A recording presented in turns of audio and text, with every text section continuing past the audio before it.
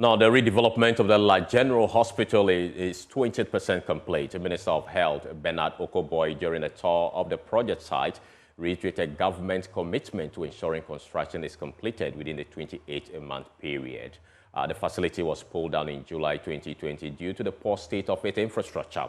The sector minister believes when completed, the facility will reduce pressure on other hospitals in the capital. There's more in the following report.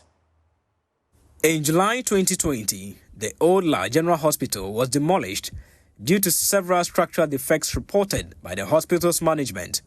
President Akufo-Addo on August 10 same year cut-short for the commencement of construction of the hospital's redevelopment project.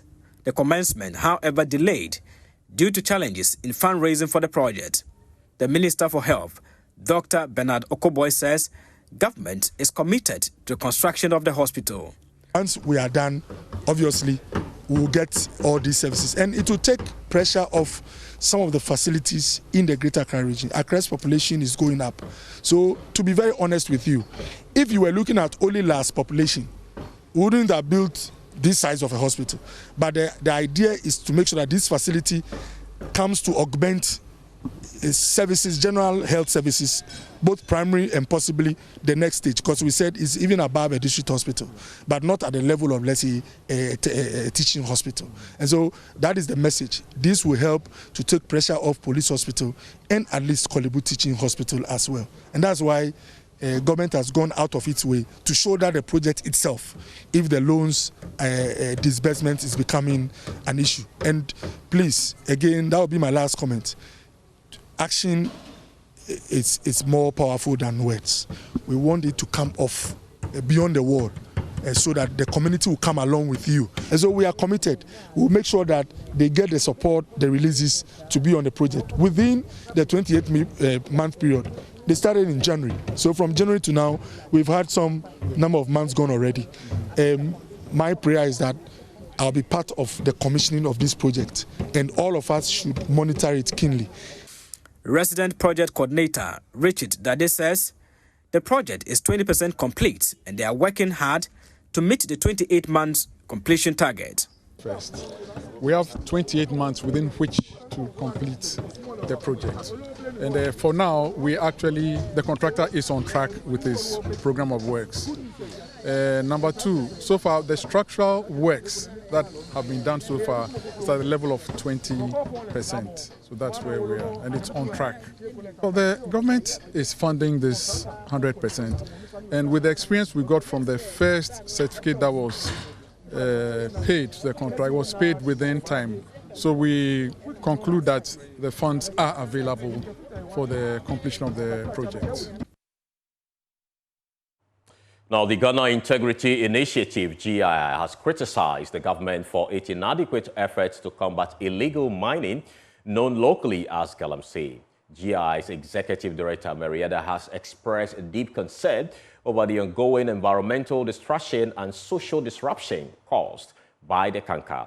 She's worried about government failure to enforce laws and implement effective measures to curb the menace. Madam Ada has called for genuine commitment to protect the nation's natural resources. She spoke on his file.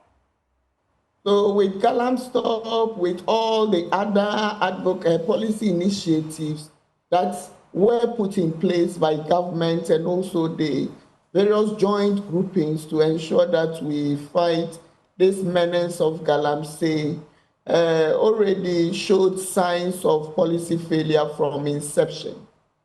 We are not surprised that with impunity, those who have power or those whom the people of Ghana have assigned power per the Constitution to ensure that they protect this land as we sing our national anthems and other songs, patriotic songs. These are the same people, perhaps let me say, most of these are the same people who are seen to be detractors of the states. Let me not put it any other way, because we see policy that is put in place which didn't have any signs of the citizens coming together to do it, to identify what exactly the problem is. And we went on just like we usually would do with the stopgap measures we put in place because something has happened and we needed to create the impression that we are doing something about it. Until the joint civil society effort, the media and others came on, I believe that was the best effort thus far, which facilitated government coming on board. It showed every sign that there was no true commitment. I say so again because most political actors were cited as doing this.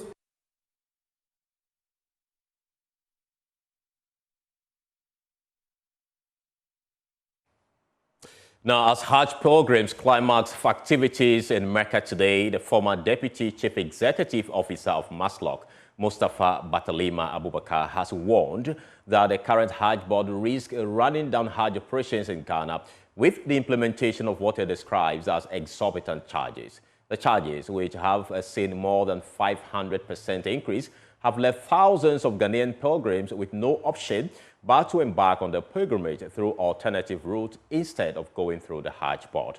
The phenomenon, he says, is akin to punishing prospective pilgrims. There's more in the following report. Day of Arafah is the Hajj in itself. It occurs on the second day of the Hajj pilgrimage to Mecca. Without observing it in its proper place and time, there is no Hajj. On the day of Arafah, prior to noon until sunset, pilgrims observing the rules, clothed in symbolic dress of the ritual, gather at the plain of Arafah and take their stand of faith before God, trusting Him for His mercy and forgiveness. But Hajj operations, according to the former Deputy CEO of Maslok, is at risk in Ghana. The Hajj board gradually, I would say, is making things difficult for us to be able to maintain the Hajj board if care is not taken, the current Hajj board. You realize that over the last few years, we've had people trying to use the back door to embark on the Hajj because for them, the cost of Hajj now is very, very expensive. And so when you see President Mahama leave you Hajj fares around 11,900 cedis, you realize that since he left office to now, Hajj has shot up astronomically to 75,000 cedis. That's over 600%, if I may say, increase. And so 750 million OCDs, as somebody will say. You don't take advantage of this to punish the pilgrim who might have saved some little amount to be able to embark on this. Mustafa Batalima Abubakar, who is also an aide to former President John Mahama, gave a teaser of programs designed in the yet-to-be-launched manifesto of the party, purposely for the Zongos and inner cities. Nowadays, you don't find any metal on the floor because those are brothers, the scrap dealers, they are picking almost every metal they see. Similar to that, Excellency John Dramani Mahama has brought something what we call from trash to cash, from trash to cash. When you see any trash on the floor, don't think that you cannot convert it into money. You can convert it. And so he said that we need to build some mini recycling plants in some Muslim communities, Zongos, where our youth can be engaged in that job creation or that process. And then we'll give tricycles to some of the youth who will be going around collecting these pure water rubbers. You understand? Once you bring it, you are paid. That's instantly. We also look at what we call the Suyeye Fund. He wants to establish a fund where we can give support, micro support to our women who will sell this wache or food, let me say wache, rice, wagashi, burkina, sobolo, and the rest. So you have it at a minimal, either at no interest or minimal interest. He says a future NDC administration will implement policies to make lives for dwellers in Zongos and inner cities better. Now, the Ghana Education Service has observed with great satisfaction the rejuvenated sectoral support for education in deprived areas benefiting from the Communities of Excellence Program, CEP. Solomon Akrogo Azubila, the District Education Director of Afram Plains North, noted the positive change in the attitudes of parents and community members towards education is attributable to the Jacob Foundation-funded project implemented with UNICEF support. MFA Itiamwa Eli has more in the following report. Under the Communities of Excellence program, the capacities of teachers, parents, chiefs, community members, market women, and every stakeholder in education at the selected districts are built to empower and equip them to promote teaching and learning in their respective communities. School children in these hard-to-reach communities, on the other hand, receive specialized interventions to enhance their literacy and numeracy abilities.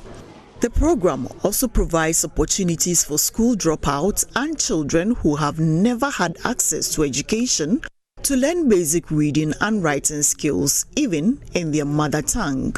This initiative complements decades of other strategic efforts, including awareness creation, ensuring the right age for enrollment, reading festivals, leadership and debate sessions, all aimed at improving educational outcomes. Branches, cancer example, cancer of the lung. A project inspection tour by program implementers and selected journalists revealed that after 2 years of the Communities of Excellence program, several communities in the Afram Plains district have started demonstrating a sense of ownership and electing themselves to drive changes that have eluded Ghana's educational system. For example, with the increasing number of school enrollments, existing school infrastructure faces more pressure, and there is a growing demand for more teachers in these areas. This development has compelled otherwise indifferent parents and stakeholders to take action and safeguard the futures of their children, particularly in an era where many government promises remain unfulfilled.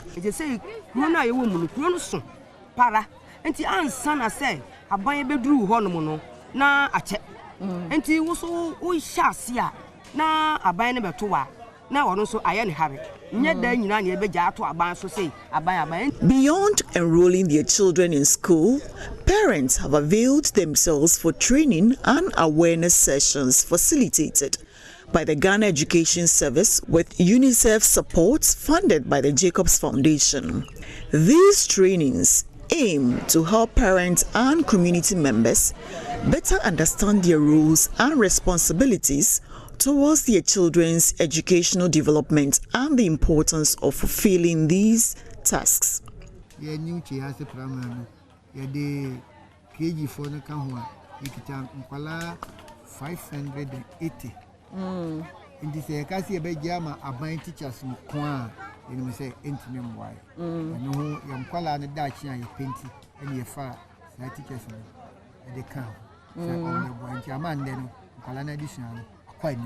They say you shall said you must be a colony money, pray.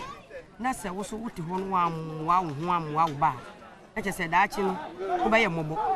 And indeed, you have fat to your host the name, teacher for Baha, you come about half of fra. Miss Swatchensi, for Jim Morris restaurant now. Yet the abra almost said every old money back. No more to me, I share your man up wire. Need to me fat to me also. When I took community in me Jim Wally Kakra, my gin number point in the Jane with Abram. And it's a moment so Bahanama, who many kappa, to year Juma, a wire. A visit to New Chiasi and surrounding hamlets along the Volta River in Kwu Afram Plains, for instance, highlights the lack of health officers and teachers in these communities. The lack is motivating parents to prioritize their children's education with the hope of producing their own health officers and teachers, reducing their independence on limited government interventions. School, idea, didn't intima power my and I did be announced your share Hana, you're the teacher for by this the free chiriba, you're the nurses by this the free chiriba, like as a community no, yentimum why and bantino, ama and you might be a day, and cosy, and this is the idea nurse from say. You better see about one colana boys school. Now say a flam and Kaflam place here, Koran. You hear teacher for and came for a flam place for you teacher for. You hear nurses, I am for a flam place for you nurses for. Like I say, a flam place, and I knew Chayasi, Supum, na bridge, and na Kurun, At Adeba, to celebrate educational achievements and appreciate their benefactors, the School Management Committee and Parent Teachers Association of New Chiasi DA Primary and JHS handed over 50 dual desks to school authorities to accommodate the increasing student numbers. Notably, there are also ongoing construction of additional school infrastructure to augment the existing limited space. These include classrooms and libraries.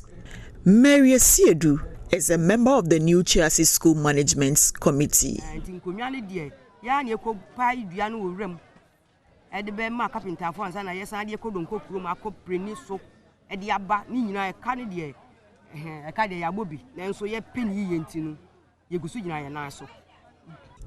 In island communities like Tokle, where teachers are scarce, the GES focal person for the Communities of Excellence program, Bismarck Anko, revealed the parents have engaged community teaching assistants trained under the Communities of Excellence program to educate their children.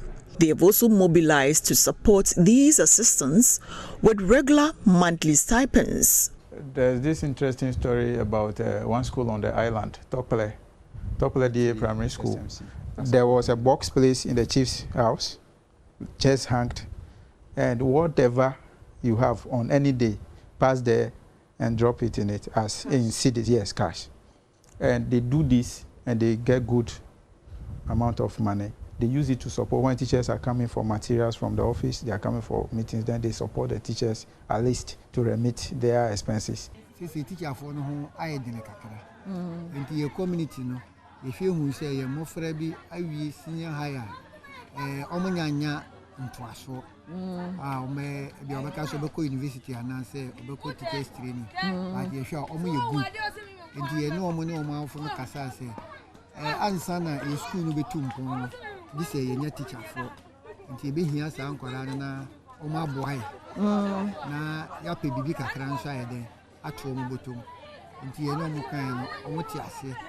And you know way you can teacher for Bako and nine our community na PTA, SMC, and Tia Omuka. According to the District Education Director of Kwewua from Plains North, Solomon Akurugu Azubila, the Communities of Excellence program has been very beneficial to his district. This project has brought a lot of resources to my district as far as community structures are concerned, or structures that promote education in the district concerned. Before the inception of this project, the SMC, the PTA, and the district, that's the DROC, District Education Oversight Committee, were existing by name. But since the inception of this activity, or the Community of Excellence project, a lot of training has taken place. They have been empowered to know their functions, what to do to help education in the district.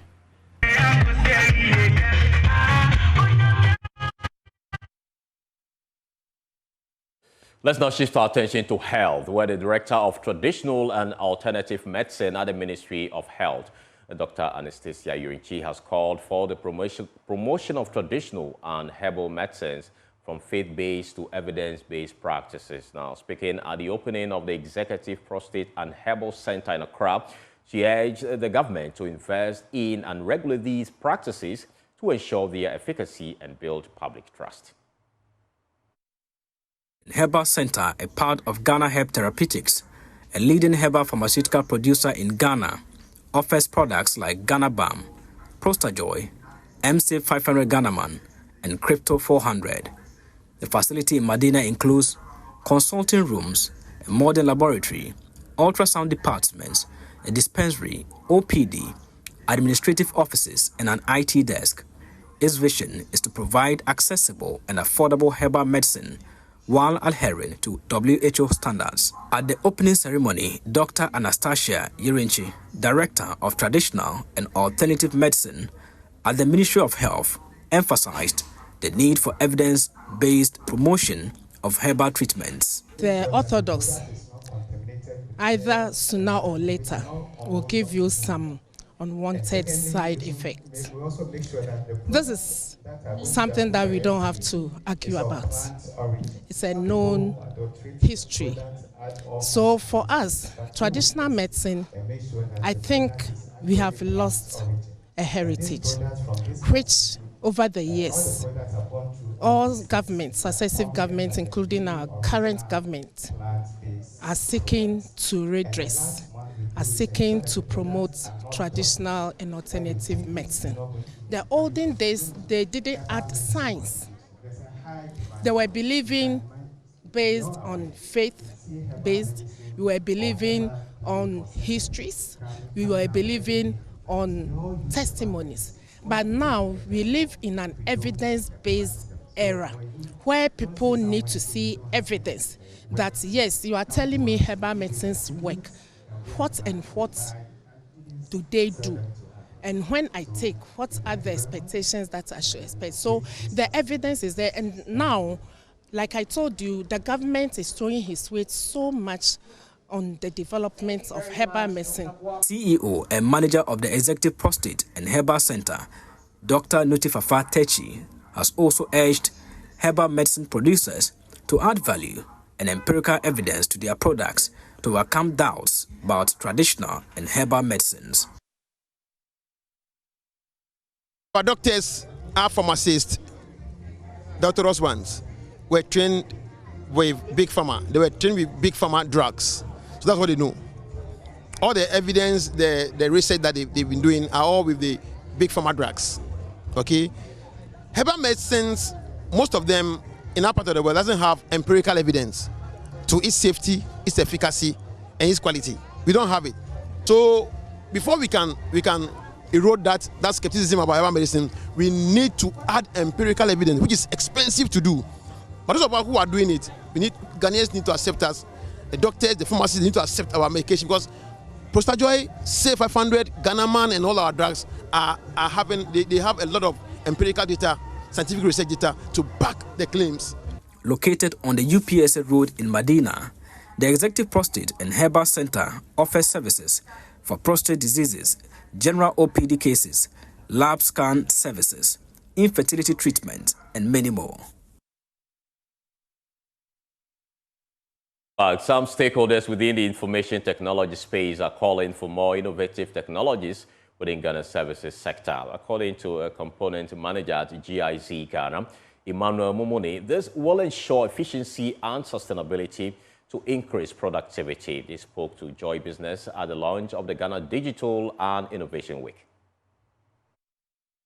The Ghana Digital Innovation Week provides practical and interactive learning experiences that allows participants to gain real-world skills and knowledge related to digital innovation. The sector players call for a creation of an enabling environment for micro-enterprises to use digital transformation to strengthen their sustainability. Industry, if you look throughout the continent, you realize that it's heavily driven by technology. And the more technology that is applied in each country, it really advances it. And I think there's an opportunity really here in Ghana for us to apply that. If you look at all the very specific areas that services are driving our economy, technology is always at the bedrock of that. And there's a real opportunity to even export services to Europe and other places in the US through BPO. And there's a lot of work that is being done to get more young people to have digital skills that they can export elsewhere. Because one of the challenges that we're having here in Ghana is not only economic development, but also high unemployment. And I think if we are able to also, show people outside of Ghana the skills that we have, it would really go a long way to creating more employment. So there's a real opportunity in that sector, I would say. Chairperson for the Ghana Hubs Network, Yao Edujemfi, called on other sector players to invest within the sector. One of the regional focus was not just to showcase the innovations across the country and also a talk shop, but also to build actions. Very importantly, how do we get stakeholders working together to identify opportunities where we can apply digital technologies in addressing some of the development challenges that we have. We know that digital technologies can play a vital role.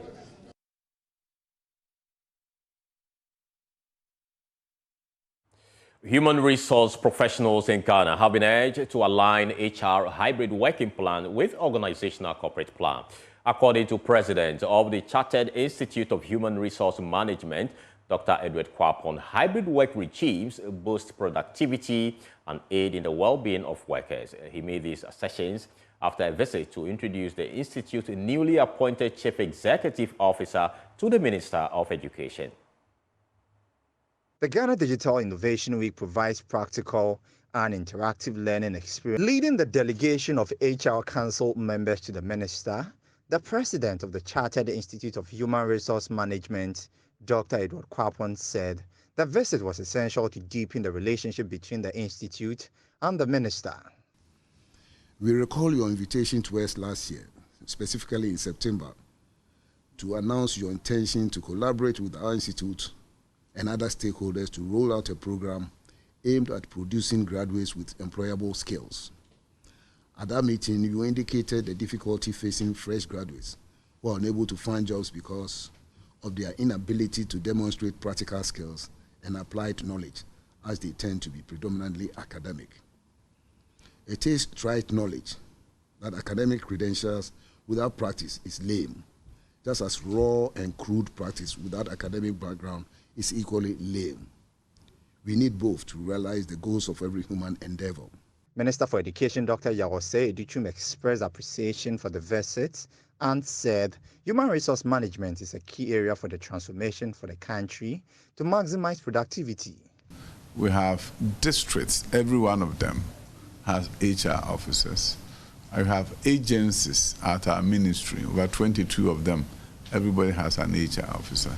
And the ministry has its own HR. And I think it's important that we immediately take steps to see how, if they meet your entry requirements, can get the opportunity to begin their HR journey with you.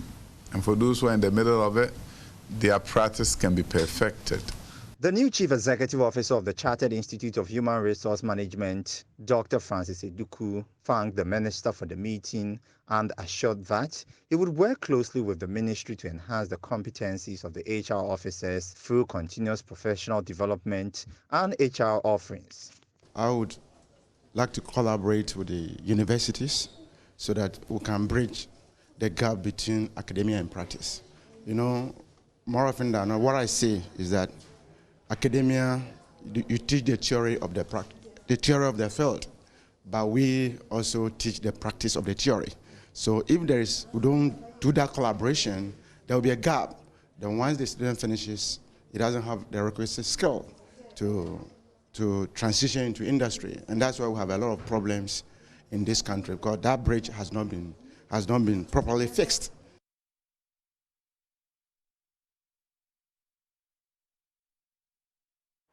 That's all we have for business. We'll return with more. Please stay. To some other story, the commandant of the Ghana Armed Forces Command and Staff College, Major General Matthew Essien, is urging Ghanaians to prioritize the country's peace above everything else as they head to the polls in December. He made this call during the graduation ceremony of 128 participants in the first ever multi-domain operation training course 45, which included participants from over 15 African countries. The ceremony took place at the school's premises in Teshi here in Accra. There's more in the following report.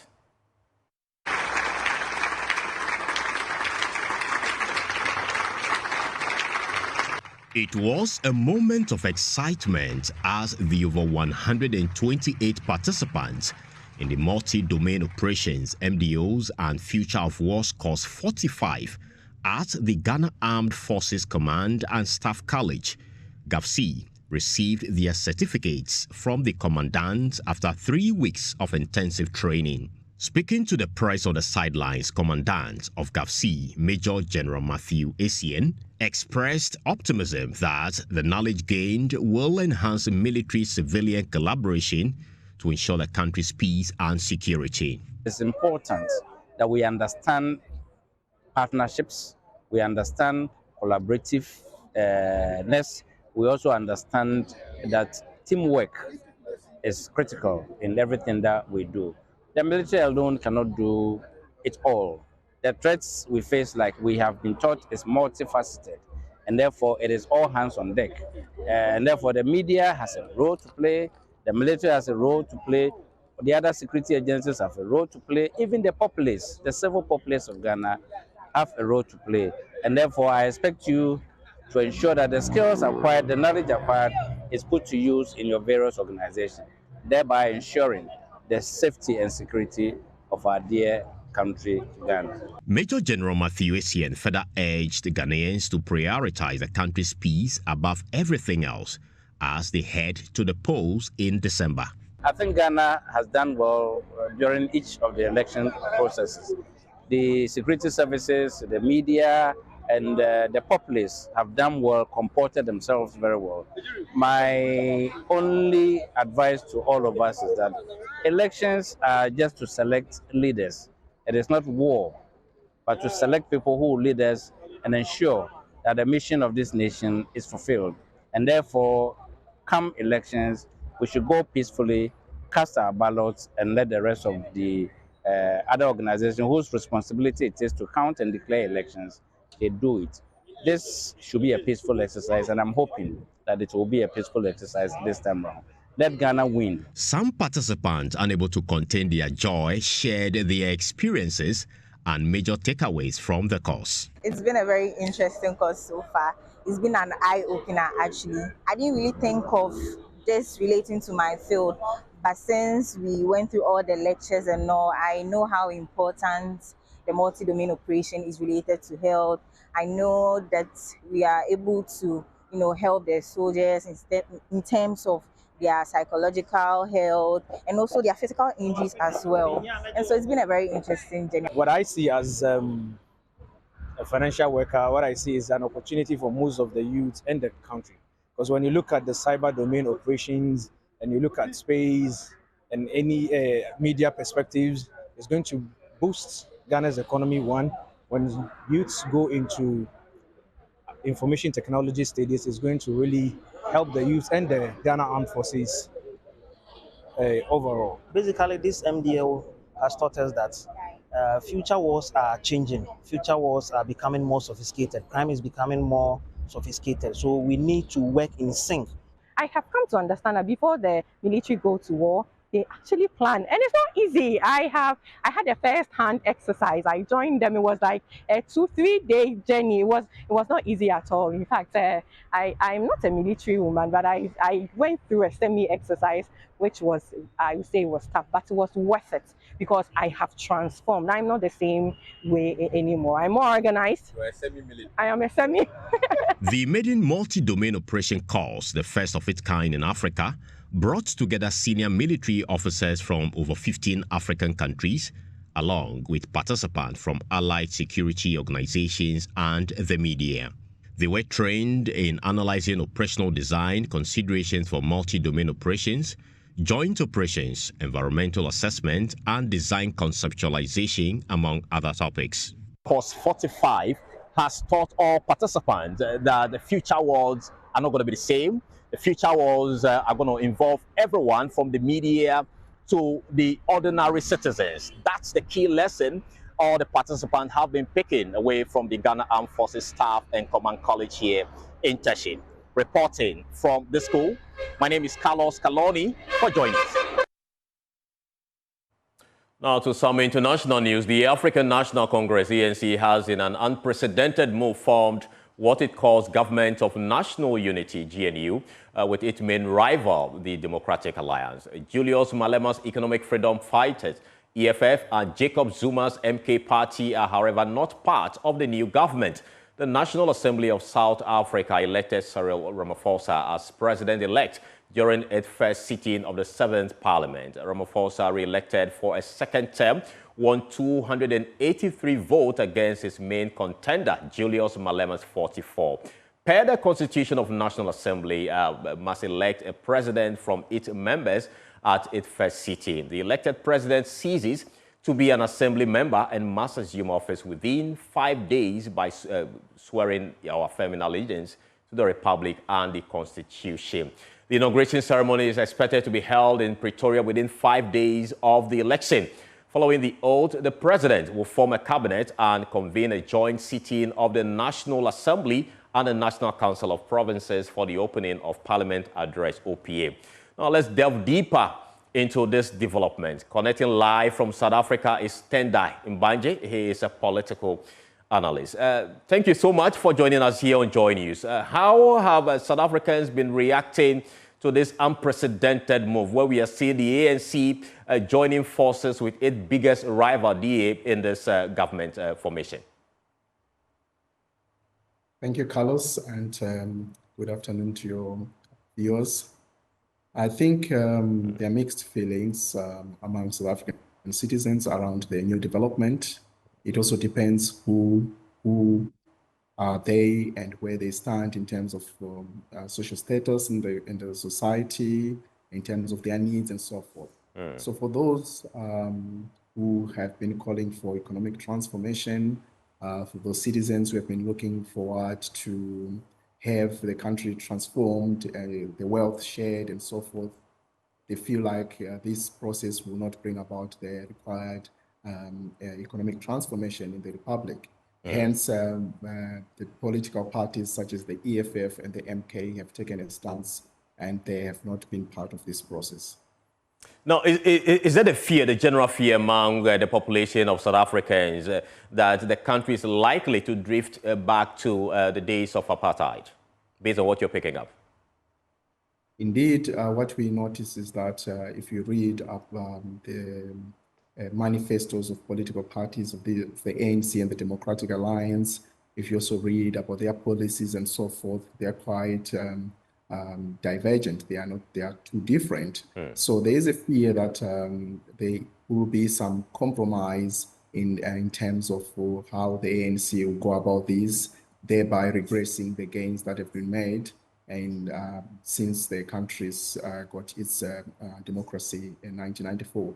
But however, there are also those people who are optimistic that this could also lead perhaps to compromise of policies. And this could also lead to a space where the political parties have shared values that may ultimately benefit the citizens of South Africa.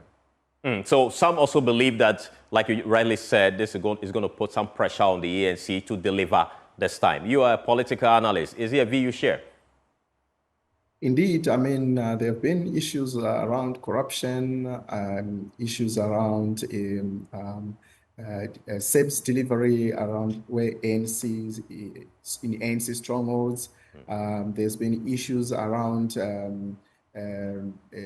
not being lack of checks and balances and so forth. So there's a belief that the government of national unity, which many people don't believe that's the government of national unity, it's a coalition of some sort.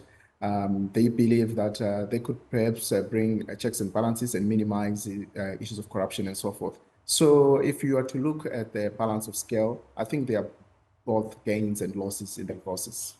Now let's look at those who are, forming part of this government. We've seen a list of officials who have been announced, and President Ramaphosa sits at the top, and in the Speaker of the House and the Deputy, as well as other, leaders. Run us by these people from the ANC and the DA. What are the numbers looking like? Are we having an even number from both the DA and the ANC in terms of those who are on this particular list?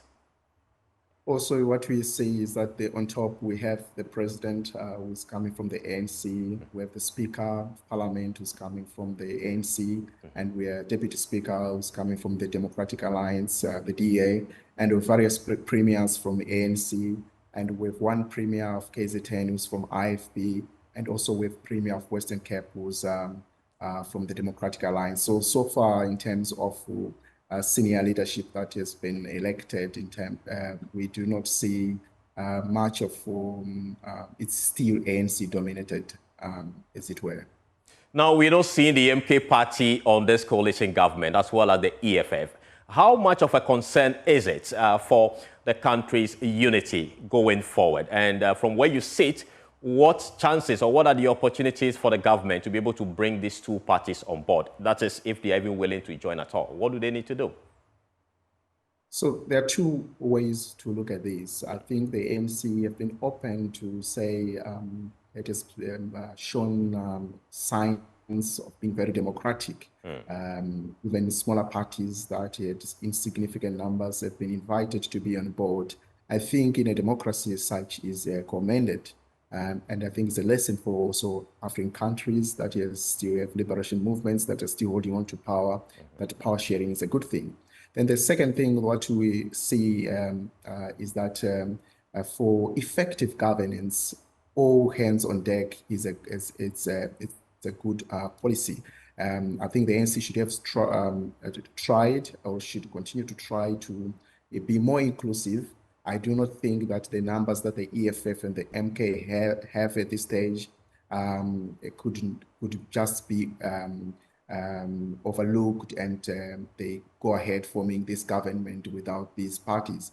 I think more conversations and negotiations should happen to bring them on deck, because these are the things that brings about legitimacy in governance. These are the things that brings about political stability. These are the things that bring about acceptance from the citizen. Because if you look at their percentage, both of them, they command a huge percentage that cannot be overlooked. All right, thank you so much, Tendai Mbaje. You've been joining live from South Africa. We'll still keep our eyes on the development in South Africa. The president is expected to be sworn in a matter of days. We'll still keep you posted on that. But that's all we have time for in this hour. You can log on to myjoyonline.com for more stories. My name is Carlos Kaloni. Thank you so much for watching. Have a good afternoon.